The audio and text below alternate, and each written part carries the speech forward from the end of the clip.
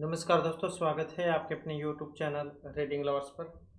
दोस्तों, आज की जो वीडियो इसमें हम करने वाले हैं, आपका हरियाणा में जो टीचर एलिजिबिलिटी जो टेस्ट होगा टीएसटी पीटी या पीआरटी वाला जुलाई में, तो आपके एग्जामों के लिए महत्वपूर्ण क्वेश्चन या हरियाणा जीके से आज की वीडियो में हम यहाँ पर करने वाले हैं। और इसके अलावा जो आपके अन्य सब्जेक्ट है उससे महत्वपूर्ण क्वेश्चन भी हम करेंगे। और अगर आप जो है स्टेट के अलावा सीटी वाला जो एग्जाम है इसकी भी आप अगर तैयारी कर रहे हैं तो ये क्वेश्चन आपके इस एग्ज़ाम के लिए महत्वपूर्ण रहेंगे, क्योंकि हरियाणा जी के और अन्य जो सब्जेक्ट है आपके वो भी एग्ज़ाम में पूछे जाएंगे। तो ये दोनों ही एग्ज़ाम के लिए आपके क्वेश्चन महत्वपूर्ण रहने वाले हैं।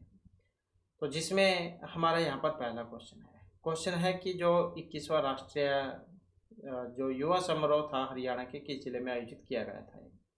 अम्बाला, फरीदाबाद, गुड़गांव या फिर रोहतक। तो 21वां वाला जो है उसके बारे में यहाँ पर पूछा गया है। तो इसमें अगर हम देखें तो यहाँ पर हमारा सी आंसर रहेगा ऑप्शन डी वाला। तो कहाँ पर हुआ था? रोहतक में हुआ था ये। तो 21वां जो राष्ट्रीय युवा महोत्सव है ये जनवरी के महीने में होता है। तो 12 से 16 जनवरी 2017 को हुआ था ये। और भारत में जो राष्ट्रीय युवा महोत्सव है इसकी शुरुआत हुई थी 1997 में। 1997 जो है उसमें इसकी शुरुआत हुई थी। और केंद्रीय युवा मामले और खेल मंत्रालय के युवा मामलों का विभाग प्रतिवर्ष युवाओं के प्रेरणा स्रोत स्वामी विवेकानंद की जयंती के अवसर पर जो युवा महोत्सव जो है इसका आयोजन होता है। और 2025 की बात करें तो ये जनवरी में हुआ था, 3 से 5 जनवरी को पलवल में। इसके बाद आ जाता है अगला क्वेश्चन हमारा, च्यवन ऋषि की स्मृति में मेला किस पहाड़ी पर लगता है? सतनाली की पहाड़ी, दादरी, मौनी या ढोसी की पहाड़ी पर? तो जो च्यवन ऋषि है इनकी स्मृति में मेला लगता है वो स्थान जो है अपने बताना है कि वो स्थान यहाँ पर कौन सा है। और इसमें जो ऑप्शन रहेगा डी वाला हमारा, तो कौन सा था? ये ढोसी की पहाड़ियाँ है।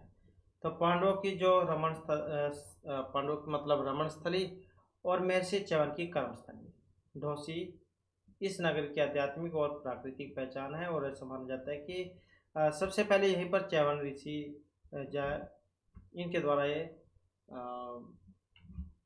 निवास किया गया था। तो जो च्यवन जो ऋषि है उनसे इसका संबंध माना गया है। नेक्स्ट आ जाता है क्वेश्चन हमारा, सतकुंभा मेला ये किस जिले में लगता है? पिंजौर, बिलासपुर, कुरुक्षेत्र या फिर जो सोनीपत है? तो सतकुंभा मेला कहाँ पर लगता है? सतकुंभा मेला जो है ये लगता है सोनीपत में। से सतकुंभा, से सोनीपत, ऐसे आप याद रख सकते हैं इसको आसानी से। और इसके अलावा अगर देखें तो जैसे साई मस्तनाथ इनका मेला लगता है ये रबड़ा गोहाना में। मेला देवी ये लगता है गोहाना में। यमुना स्नान ये बेगा सोनीपत में होता है। यमुना स्नान मेहरीपुर सोनीपत में। मेला सांझी ये चिलकाना सोनीपत में है। सतकुंभा ये खेड़ी गुज्जर सोनीपत में है। मेला बाबा समकसाहा जो मेला लगता है खोबलू सोनीपत में। देवी का मेला चटाना सोनीपत में। सतकुंभा का मेला ये भी सोनीपत में है। और बाबा जिंदा मेला ये मोई सोनीपत में। तो इस प्रकार से मेले लगते हैं। इसके बाद है यहाँ पर जो 29वां सूरजकुंड मेला था 2015 वाला। तो इसमें सहभागी देश या कौन सा था? चीन, टर्की, लेबनान या यूएसए? तो यहाँ पर इसकी बात करें तो इसमें जो है ये कौन सा था? और सही आंसर इसमें अगर हम देखें तो सही आंसर ऑप्शन सी वाला था, मतलब जो लेबनान है। तो ये था 29वें नंबर का। और क्योंकि ये प्रतिवर्ष होता है और फरवरी के महीने में जो आयोजन होता है गुड़गांव में सूरजकुंड मेले का अंतर्राष्ट्रीय जो ये क्राफ्ट मेला है, सूरजकुंड क्राफ्ट मेला, पूरे हरियाणा से जो शिल्पकार जो है वो यहाँ पर इसमें भाग लेते हैं। और अब की अगर हम बात करें तो ये 38वें नंबर का जो अब हुआ है ये सूरजकुंड अंतर्राष्ट्रीय शिल्प मेला। 7 से 23 फरवरी तक ये फरवरी के महीने में होता है। तो 7 से 23 फरवरी 2025 में हुआ था ये सूरजकुंड फरीदाबाद में। तो इसका आयोजन जो है सूरजकुंड मेला प्राधिकरण और हरियाणा पर्यटन जो विभाग है इनके द्वारा विभिन्न केंद्रीय मामलों की शैक्षिक किया जाता है। और इस मेले में भारतीय और अंतर्राष्ट्रीय शिल्प, वस्त्र और सांस्कृतिक कार्यक्रमों की विशेष श्रृंखला को प्रदर्शित किया जाता है। इस वर्ष जो यहाँ पर थीम राज्य इसमें मध्य प्रदेश और उड़ीसा थे। और साझेदार संगठन बहुक्षेत्रीय तकनीकी और आर्थिक सहयोग के लिए। बंगाल की खाड़ी पहल बिम्स्टेक थी। तो ये आप इसमें याद रखिएगा। अगला हमारा यहाँ पर क्वेश्चन आ जाता है, पेहवा मेला हरियाणा के किस जिले में आयोजित होता है? सिरसा, कुरुक्षेत्र, करनाल या फिर पानीपत में पेहवा मेला। तो पेहवा मेले की अगर हम बात करें तो कहाँ पर लगता है पेहवा मेला? और ये लगता है कुरुक्षेत्र में। सूर्य ग्रहण मेला कुरुक्षेत्र में लगता है, ये भी पेहवा वाला पेहवा कुरुक्षेत्र में लगता है, ये भी। सोमवती अमावस्या का ये भी कुरुक्षेत्र में लगता है। देवी का मेला इलाहाबाद में लगता है। मारकंडा मेला इलाहाबाद में लगता है। महावीर जयंती का मेला लाडवा में लगता है। देवी का मेला लाडवा में लगता है। वैसाखी ये कुरुक्षेत्र में लगता है। तो पेहवा मेला कुरुक्षेत्र। नेक्स्ट है चैत्र चौदस का मेला, ये किस जिले में होता है? पिंजौर, बिलासपुर, कुरुक्षेत्र या सोनीपत में। तो चैत्र चौदस का मेला लगता है, वो कहाँ पर लगता है? तो ये लगता है कुरुक्षेत्र में। सूर्य ग्रहण वाले की हमने आपको बताया अभी कुरुक्षेत्र में है। पेवा का भी, ये भी पेवा कुरुक्षेत्र में है। तो ये सारे जो है कुरुक्षेत्र में है।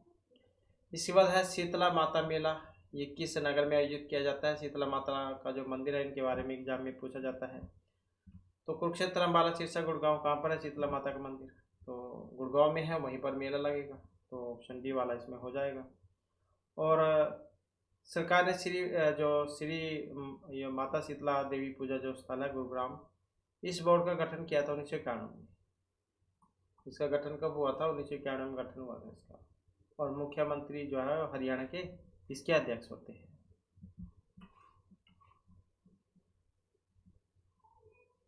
इसके बाद है सूरजकुंड का जो निर्माण है ये कराया गया था सूरजपाल तोमर, हेमचंद्र महिपाल या हर्षवर्धन के द्वारा।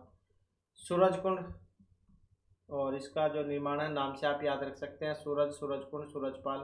तो सूरजपाल जो उनके द्वारा कराया गया था। और कहाँ पर है ये सूरजकुंड? ये फरीदाबाद में है। इसके बाद फागुन मास में रोहतक में किस संत की स्मृति में विशाल मेला लगता है? कब? फागुन मास में रोहतक में। बाबा चौरंगीनाथ, हरिदास, गोरखनाथ या मस्तनाथ। फागुन के महीने में रोहतक में कौन से संत की स्मृति में विशाल मेले का आयोजन होता है?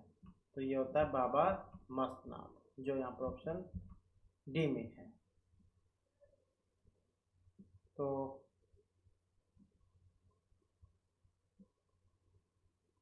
और कुछ जो है यहाँ पर ये गुरु गोरखनाथ जो है, इनको भी इसका संस्थापक मानते हैं। तो एक जो लोगों की जो जनश्रुति है उसके अनुसार सियालकोट के सालवाहन का पुत्र भगत, जो कि चौरंगीनाथ के नाम से जान जाता था, गोरखनाथ का शिष्य था, वो यहाँ पर आया था और चौरंगीनाथ ने इस स्थान की स्थापना की थी। तो 1191 ईस्वी में बाबा मस्तनाथ ने इस मठ को पुनर्जीवित किया था। नेक्स्ट है मकर संक्रांति किस महीने में आता है? जनवरी, दिसंबर, फरवरी, मार्च में। मकर संक्रांति, मकर संक्रांति कौन से महीने में आती है? ये आती है जनवरी में। तो जो ऑप्शन ए में है यहाँ पर। नेक्स्ट है भगत पूर्णिमा का मेला गुड़गांव के किस स्थान पर आयोजित किया जाता है? कासन, खोरी, इस्लामपुर या मुबारकपुर में। तो भगत पूर्णिमा का मेला गुड़गांव में लगता है, तो ये लगता है कासन में, जो ऑप्शन ए में यहाँ पर आया है।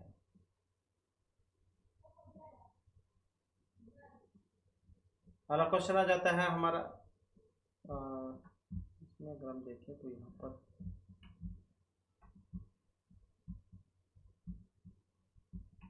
इसके अलावा अगर जैसे महादेव का मेला इच्छापुरी में लगता है, शिव जी का मेला पुनहाने में लगता है, सात चौका कोरी ये कोरी स्थान है, तीज का मेला गुड़गांव में लगता है, शिव जी का मेला जिरासी में लगता है और शिवाड़ी में भी लगता है।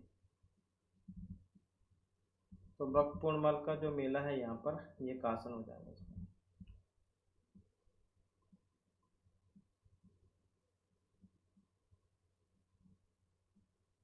प्रसिद्ध फागुन का मेला किस स्थान पर आयोजित होता है? तरावड़ी, फरल, पाथरी, फतेहाबाद में।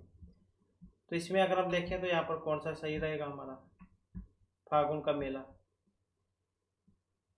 तो ये है फरल, फैसे फागुन, फैसे फरल, जो कैथल में है, ऐसे आप याद रख सकते हैं। नेक्स्ट है हरियाणा के स्थान पर अंतर्राष्ट्रीय शिल्प मेले का आयोजन किया जाता है? तो अंतर्राष्ट्रीय सूरजकुंड क्राफ्ट मेला जो फरीदाबाद में है, तो ये वाला इसमें हो जाएगा। इसके बाद है कुरुक्षेत्र में कौन सा त्यौहार वार्षिक रूप से मनाया जाता है? आम मेला, गीता जयंती, धरोहर या बैसाखी? तो वार्षिक रूप से जो ये मनाया जाता है तो कौन सा है? गीता जयंती है, जो ऑप्शन बी में यहाँ पर आया है।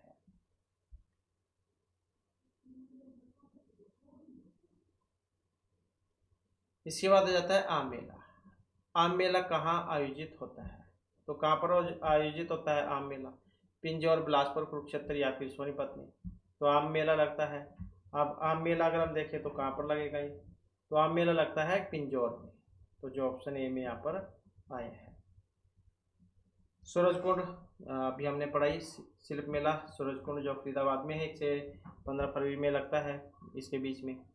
बैसाखी महोत्सव ये भी पिंजौर में ही लगता है, 13 से 14 अप्रैल में। आम मेला ये भी पिंजौर में लगता है, जो राघवेंद्र गार्डन है वहाँ पर, जून जुलाई में। हरियाणा पर्यटन दिवस ये मनाया जाता है प्रतिवर्ष 1 सितंबर को। विश्व पर्यटन दिवस ये 27 सितंबर को। शिल्प मेला या ओसिस जो है करनाल में, तो अक्टूबर के महीने में होता है। और गीता जयंती ये नवंबर दिसंबर के महीने में होता है। इसके बाद आ जाता है गणगौर का त्यौहार। किस माह में मनाया जाता है? जनवरी, फरवरी, मार्च, अप्रैल, मई, जून या जून जुलाई में? गणगौर का त्यौहार, तो इसकी बात करें तो ऑप्शन हो जाएगा बी वाला, मतलब मार्च अप्रैल में। नेक्स्ट है देहाती मेला। यह आयोजित होता है करनाल, कैथल, फरीदाबाद, पंचकुला में। देहाती मेला, देहाती मेले की बात करें तो इसमें ऑप्शन बी वाला हो जाएगा। ये कहाँ पर? कैथल में। नेक्स्ट है बैसाखी त्यौहार। ये किस महीने में होता है? जनवरी, अक्टूबर, सितंबर या फिर अप्रैल में? तो कब होता है ये होता है अप्रैल में, तो ऑप्शन हो जाएगा डी वाला इसमें। और रबी की जो फसल है उसकी पकने की खुशी का प्रतीक है ये, अप्रैल महीने में होता है, 13 अप्रैल बैसाखी। नेक्स्ट आ जाता है जगाधरी के समीप में स्थित बिलासपुर में कार्तिक पूर्णिमा को कौन सा त्यौहार मनाया जाता है? तो जगाधरी के पास में बिलासपुर में कार्तिक पूर्णिमा को त्यौहार मनाया जाता है। तो ये आदि बद्री का मेला है, कपाल मोचन मेला, काली माई या पंचमुखी मेला? कौन सा है? तो ये आदि बद्री का है। बिलासपुर में कार्तिक पूर्णिमा को ये होता है, तो आदि बद्री का मेला। इसके बाद भारत के सारे शिल्पी और कलाकार हरियाणा के कौन से मेले में भाग लेते हैं? बल्लभगढ़ कार्तिक मेला, सूरजकुंड क्राफ्ट मेला, कलेसर या कुरुक्षेत्र सूर्यग्रहण मेले में? तो हरियाणा के जितने भी शिल्पकार हैं सभी भाग लेते हैं उसमें। तो कौन से वाला है ये? अंतर्राष्ट्रीय सूरजकुंड क्राफ्ट मेला, तो ऑप्शन बी यहाँ पर हो जाएगा। और इसकी शुरुआत कब हुई थी? इसकी शुरुआत हुई थी 1989 में। नेक्स्ट है छुड़ानी धाम का संबंध किस महापुरुष से है? संत गरीबदास, रविदास, हरिदास या स्वामी विवेकानंद से? तो किन से इसका संबंध है? अब इसका जो संबंध है ये संत जो गरीबदास है इनसे माना गया है। छुड़ानी झज्जर में है, तो वहाँ पर मेला भी लगता है। नेक्स्ट है इनमें से किस जानवर को गोगा नवमी त्योहार के अंश के रूप में पूजा जाता है? गाय, सांप, हाथी या मोर? तो कौन सा है गोगा नवमी त्योहार के अवसर पर? तो ये सांप है, तो जो ऑप्शन बी में यहाँ पर आया है।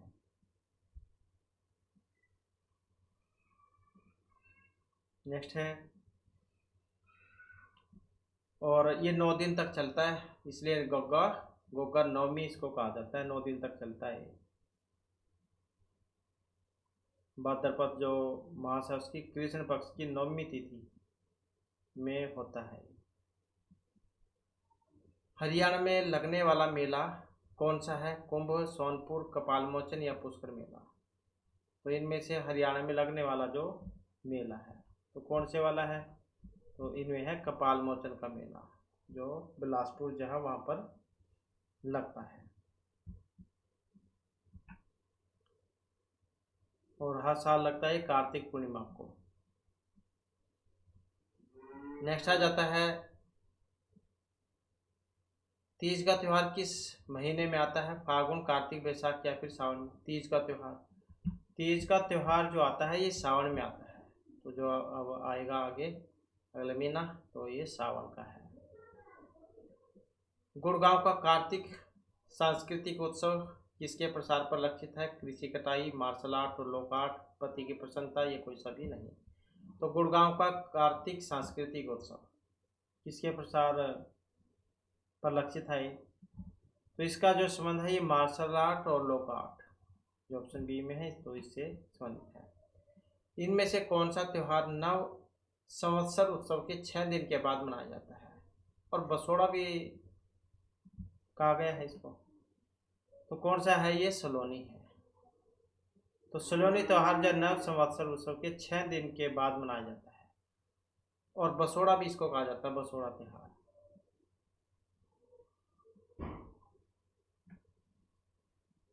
नेक्स्ट आ जाता है हमारा क्वेश्चन यहाँ पर आपके इंग्लिश ग्रामर से।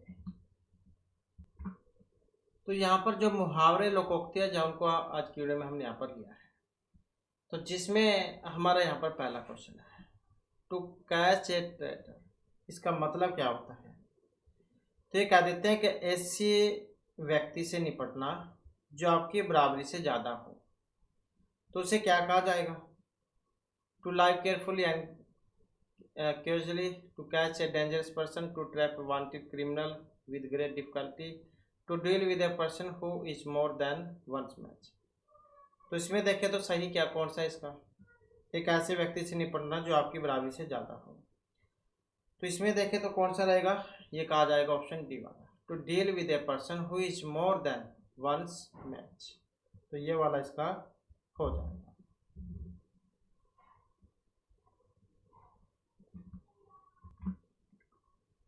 और पहले जो एग्जाम में थे इसमें क्वेश्चन आए हुए थे and in smoke. And in smoke का मतलब क्या है? कोई परिणाम ना निकलना या सफल हो जाना, bear no fruit, produce good results, benefit the poor and down thrown, motive in produce. तो एंड इन स्मोक कोई परिणाम ना निकलना मतलब बियर नो फ्रूट, तो ऑप्शन ए इसका हो जाएगा। नेक्स्ट है in the blues. In the blues इसका behave like a fool, being colourful, melancholic and low spirited, having many blue things. तो इन द ब्लूज मतलब क्या देते हैं? उदास और निराश होना। तो इसमें देखें तो यहाँ पर इसका कौन सा बनेगा? तो ऑप्शन सी वाला हो जाएगा, मेलकोनिक एंड लो स्पिरिटेड, मतलब उदास और निराश। नेक्स्ट है to turn over a new leaf. To turn over a new leaf, जीवन का एक नया अध्याय शुरू करना। Turn over a new leaf का मतलब है जीवन का एक जो नया अध्याय है वो शुरू करना।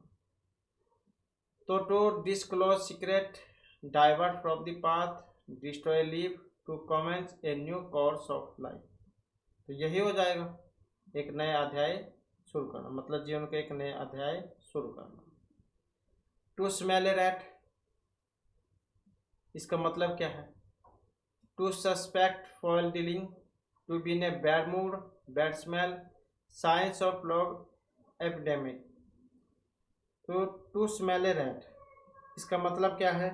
टू स्मेल ए रैट जो है इसका मतलब होता है टू सस्पेक्ट फॉल डीलिंग्स, गलत काम का संदेह होना, जो ऑप्शन ए में यहाँ पर आया है। नेक्स्ट है ए मैन ऑफ स्ट्रा, इसका मतलब क्या है? A man of straw, an unreasonable person, a man no substance, a very active person, a worthy fellow. तो ए मैन ऑफ स्ट्रा का मतलब क्या है? तो इसका अर्थ यहाँ पर लिया गया है ऑप्शन बी से, एक ऐसा व्यक्ति जिसका कोई सार या प्रभाव ना हो। एक ऐसा व्यक्ति जिसका कोई सार ना हो, तो कौन सा हो जाएगा? बी वाला, a man of no substance. इसके बाद आ जाता है to fall flat. To fall flat, to retreat, to meet accidentally, to be met with a cold reception, to call. To fall flat का मतलब क्या है? असफल होना या उम्मीद के मुताबिक असर न डालना। तो इसमें देखें तो कौन सा वाला ठीक रहेगा? इसमें ये वाला to be met with a cold reception, एक ठंडा स्वागत मिलना, असफल होना या उम्मीद के मुताबिक असर न डालना।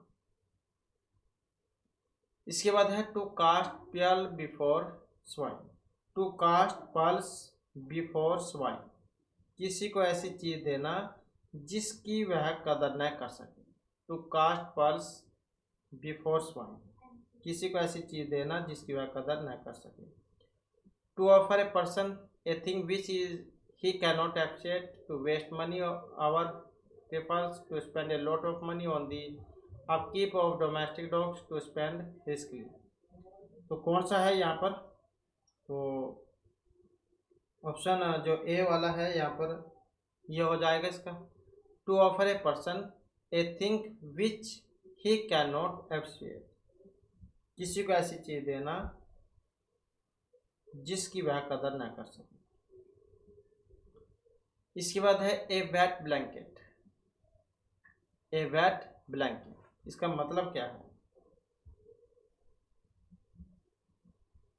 ए man who is always drunk, a wife who is called to her husband to wear black and white clothes, या नन ऑफ दिस।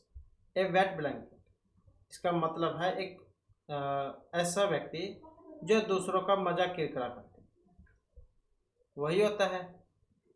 तो इस आधार पर देखें तो कौन सा है? तो इसमें तो कोई सा भी नहीं है। ए वेट ब्लैंकेट का मतलब तो एक ऐसा व्यक्ति जो दूसरों का मजाक किरकिरा करते, उसे कहा जाएगा ए वेट ब्लैंकेट। इसके बाद आ जाता है नेक्स्ट क्वेश्चन हमारा, to carry the coal to Newcastle, to carry the coal to Newcastle, to finish a difficult job, to do the mental jobs, to work very hard, to do an unnecessary job। to carry the coal to Newcastle, इसका मतलब क्या है? इसका अर्थ है अनावश्यक या व्यर्थ का काम करना। to do an unnecessary job, एक अनावश्यक काम करना, यही वाला है ऑप्शन डी वाला। नेक्स्ट है to lose one's bearings, to lose one's bearings, इसका मतलब क्या है? To back sick and tired, lose one's strength, to be uncertain of one's position, to become hopeless. मतलब अपनी स्थिति या दिशा के बारे में अनिश्चित होना। टू लूज वंस बियरिंग्स, अपनी स्थिति या दिशा के बारे में अनिश्चित होना। तो कौन सा हो जाएगा? ये वाला ऑप्शन सी वाला। To be uncertain of one's position, अपनी स्थिति के बारे में अनिश्चित होना। इसके बाद है to keep one's temper, to keep one's temper का मतलब क्या है? To become angry, to be in good mood, in pressure one's angry, to be aloof from none of this. तो इसका अर्थ क्या लिया गया यहाँ पर? टू कीप वंस टेम्पर, इसका मतलब होता है शांत रहना, जो गुस्सा नहीं करता। तो जो यहाँ पर ऑप्शन बी में है, टू प्रिजर्व वंस एंग्री, एक अच्छे मूड में होना। नेक्स्ट है टू ड्रा द लाइन, इसका मतलब क्या है? टू ड्रा द लाइन मतलब to decide one's objection, to prepare for a battle, to set limits, to withdraw from activity. तो टू ड्रा द लाइन इसका मतलब है एक सीमा निर्धारण करना। To set limits, to set limits, सीमाएं निर्धारित करना। टू ड्रा दी लाइन, एक लाइन खींचना, मतलब जैसे कह देते हैं कि तुम्हें इससे पार नहीं जाना है। इसके बाद है right hand man, right hand man का यहाँ पर मतलब most efficient assistant, A foolish person, A honest person, one who can not use his hand. तो कह देते हैं कि मैं तो सज्जा हाथ है, राइट हैंड है। तो राइट हैंड मैन का मतलब क्या है? तो इसका मतलब है यहाँ पर भरोसेमंद और कुशल सहायक, मतलब जो इस पर विश्वास किया जा सके। तो सबसे भरोसेमंद और कुशल सहायक, मोस्ट एफिशिएंट असिस्टेंट, जो यहाँ पर ऑप्शन ए में आया है। ए पाइप ड्रीम, ए पाइप ड्रीम का मतलब क्या है? A bad dream, pleasant dream, impossible plan, या ए फॉलिश आइडिया। तो ये पाइप ड्रीम का मतलब है एक अव्यवहारिक या असंभव योजना, जो ऑप्शन यहाँ पर सी में आया है, an impossible plan.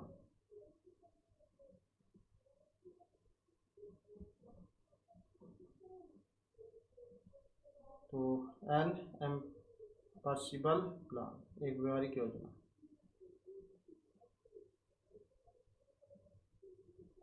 The green eye monster. तो द ग्रीन आई मोनास्टर मतलब the creature of the sea, animal with green eyes, personal jealousy या टू गेट इनटू ट्रबल। तो द ग्रीन आई मोनास्टर का मतलब होता है व्यक्तिगत ईर्ष्या करने वाला। कौन होगा? व्यक्तिगत ईर्ष्या करने वाला, ये वाला पर्सनल जेलेसी, व्यक्तिगत ईर्ष्या। डॉग इन द मैनेजर, इसका मतलब क्या है? डॉग इन द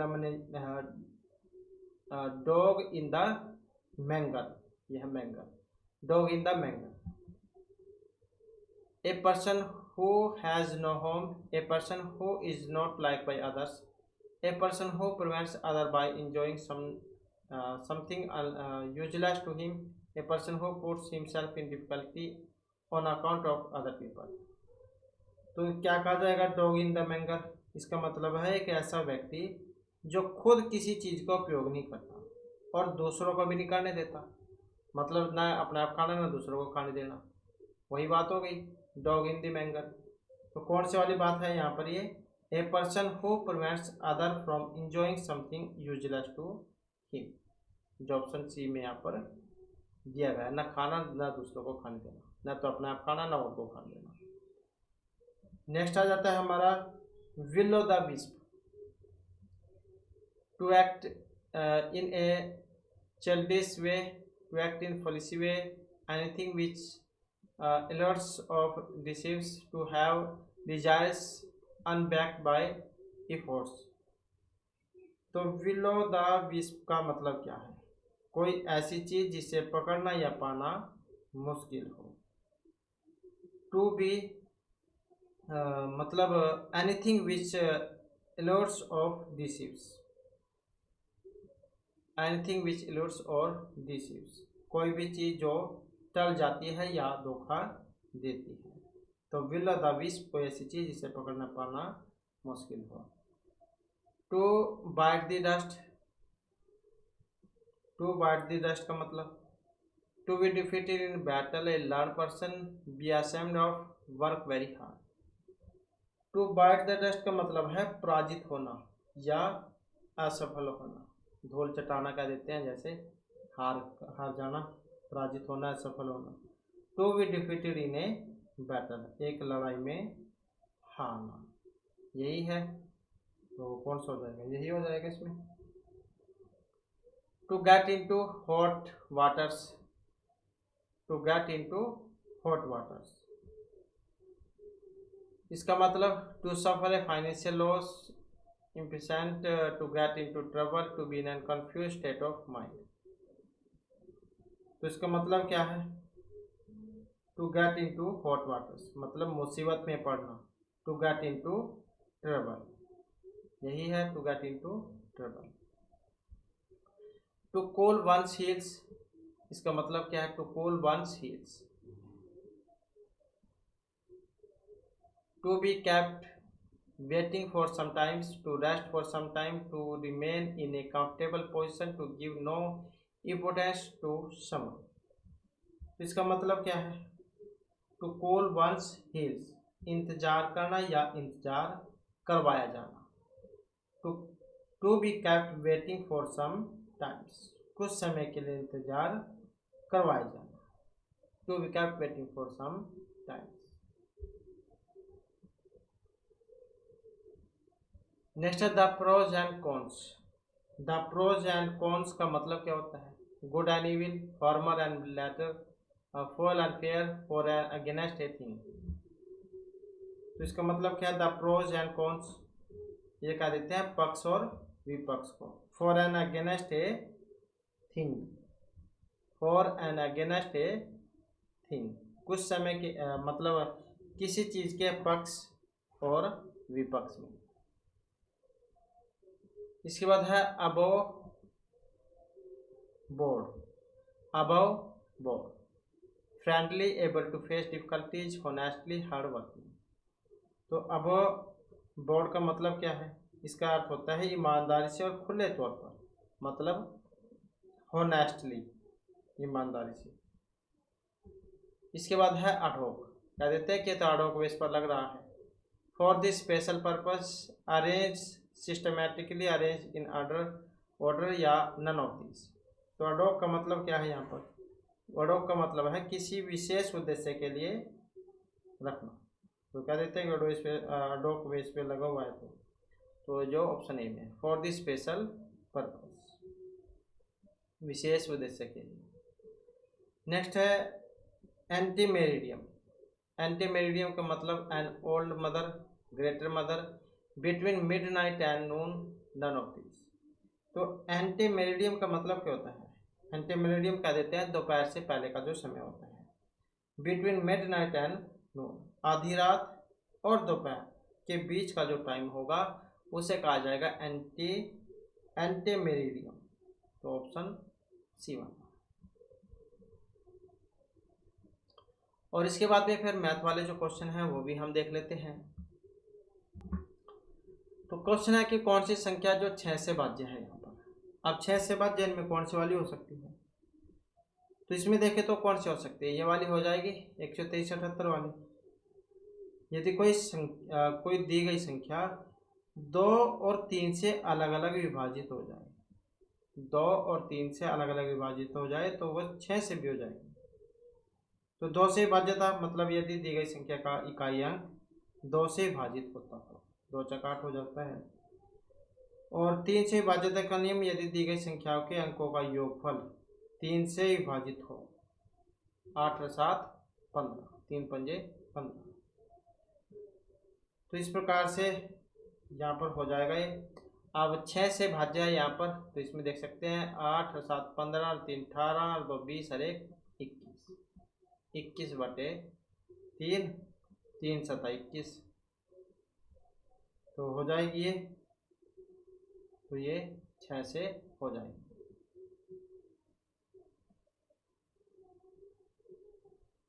नेक्स्ट आ जाता है 987 x 54। संख्या के लिए दिए गए विकल्प में अनुपस्थित अंक x चुने ताकि जो संख्या है वो 6 से भाग हो जाए। तो इसमें देखें तो कौन सा बनेगा इसका?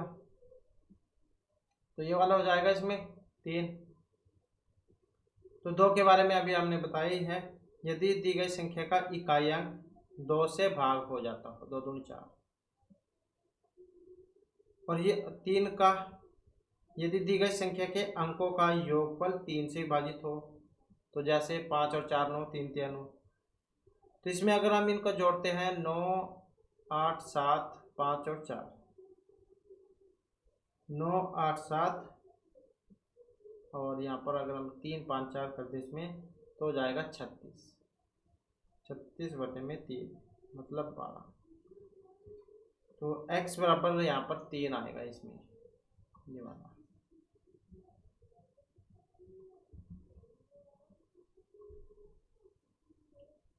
इसके बाद है 1265 में क्या घटाया जाए कि प्राप्त संख्या 29 से पूर्णतः विभाजित हो। 1265 में क्या घटाया जाए कि प्राप्त संख्या 29 से पूर्ण रूप से विभाजित हो जाए। तो कौन से वाला करें हम? तो इसके लिए क्या करेंगे, 1265 जो है इसको 29 से हम भाग कर देंगे। तो क्या आ जाएगा 29, 4 दूनी 8 3 11, पहले 4 पर चल जाएगा ये, तो ये आ जाएगा 116।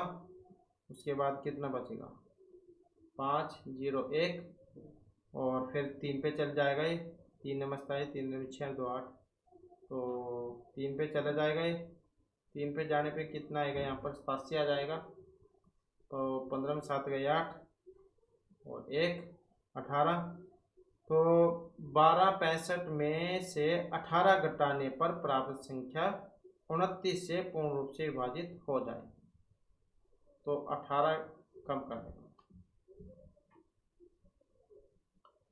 इसके बाद है कौन सी संख्या 1184 में से घटाई जानी चाहिए ताकि प्राप्त संख्या 21 से पूर्ण रूप से विभाजित हो सके। 1184 में से घटाई जानी चाहिए ताकि बराबर संख्या 21 से पूर्ण रूप से विभाजित हो सके। तो यहाँ पर भी सेम वही काम है, 1184 को हम 21 से भाग कर लेंगे तो 21 पंजे हो जाएगा 105, 5 एकम 5, 5 दूनी 10, 8 में 5 गए 3 और ये हो जाएगा 1, ऊपर कर लेंगे 4 और उसके बाद चला जाएगा फिर ये 6 पे चला जाएगा। 6 पे जब हम करेंगे 6 कम 6 और 6 दूनी 12, तो 14 में से 6 गए 8। तो इस प्रकार से अगर हम देखें तो 8 घटाने पर प्राप्त संख्या 21 से पूर्ण रूप से भाग हो जाएगी। इसके बाद है 1739। 1739 में कम से कम क्या जोड़ा जाए कि यह 11 से भाग हो जाए। तो इसमें हम क्या करेंगे इसका, तो इसका भी वही काम कर लेंगे। 1739 को क्या है हम 11 से कर लेंगे भाग। तो 11 से करेंगे तो क्या आएगा, पहले तो 1 पे चल जाएगा, 11 कम 11, 7 में गए 6 3, फिर दोबारा से 11 पंजे 55, 5 पे चला जाएगा 5, 55 आके ये आ जाएगा 89, फिर 8 पे चल जाएगा 11 8 88, 88 आ जाएगा, 9 में से 8 गए 1 बच गया। तो मतलब क्या है यहाँ पर 11 में से अगर हम 1 कम करते हैं तो 10 बचता है। तो 10 का ये हमने करना होगा। तो इसमें से कम क्या जोड़ा जाए कि यह 11 से पूर्ण रूप से विभाजित हो जाए। तो 10 हमने जोड़ना होगा।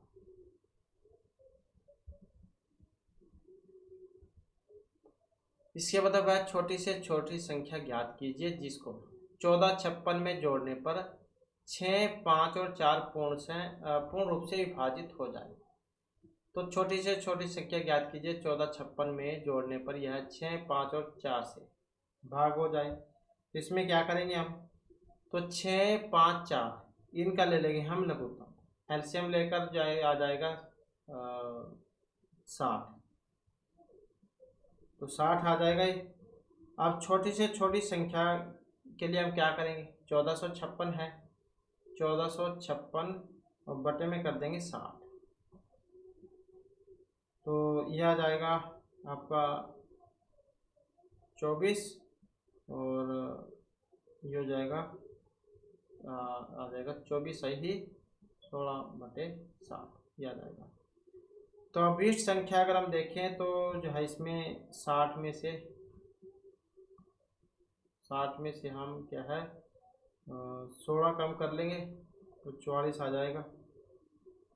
तो इसलिए जो संख्या जो है वो होगी 1500। तो जो 6, 5 और 4 से विभाजित होगी तो ये 44 है, ऑप्शन सी वाला।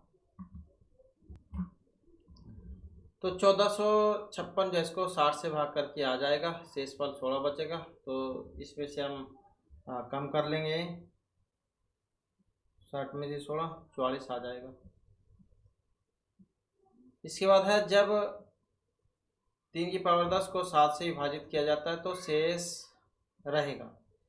तो कितना रहेगा यहाँ पर फिर शेष, अब 3 को जब हम 10 बार करते हैं गुणा तो क्या आएगा, 3 को 10 बार करेंगे तो यह आ जाएगा आपका 59,049 और 7 से इसको अगर हम भाग करते हैं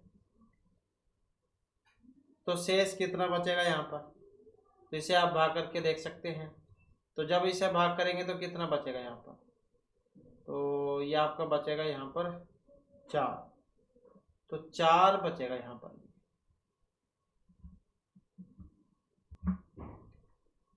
तो यह आ जाएगा इसमें 4, तो ऑप्शन जो है इसमें ये हो जाएगा एक वाला। इसके बाद आ जाता है नेक्स्ट हमारा, निम्न संख्याओं में कौन सी संख्या 12 से विभाज्य है। अब वो कौन से वाली है जो 12 से विभाज्य है यहाँ पर इनमें। अब 12 से विभाज्य के देखें तो 12 से विभाज्य संख्याओं को 3 और 4 से विभाज्य होना चाहिए। तो वही तो होंगी 12 से विभाज्य जो 3 और 4 से होंगी।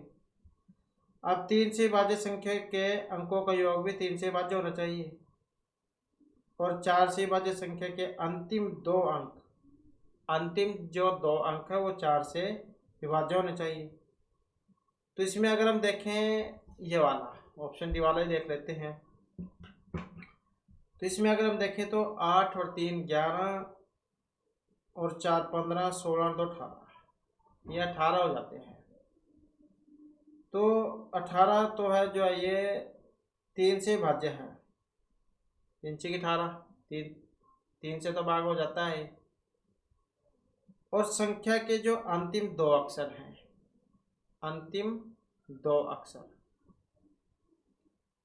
ये भी हो जाते हैं 4 से, 4 तिया 12। तो मतलब क्या है यहाँ पर ये ठीक रहेगी, इसमें ये हो सकती है 12 से विभाज्य। तो ये पहचान है इसकी। अगर 12 से विभाज्य संख्या को 3 और 4 से विभाज्य होना चाहिए, 12 वाला अगर 12 है यहाँ पर।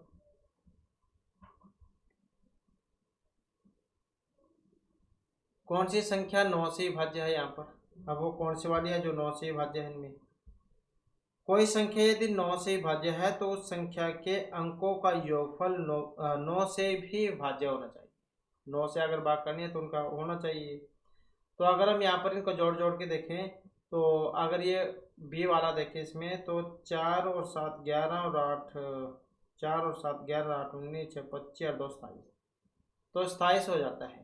तो 9 तिया 27 मतलब चले जाएगा, भाग हो जाएगा ही। तो इनको अगर करें तो ये नहीं होंगे।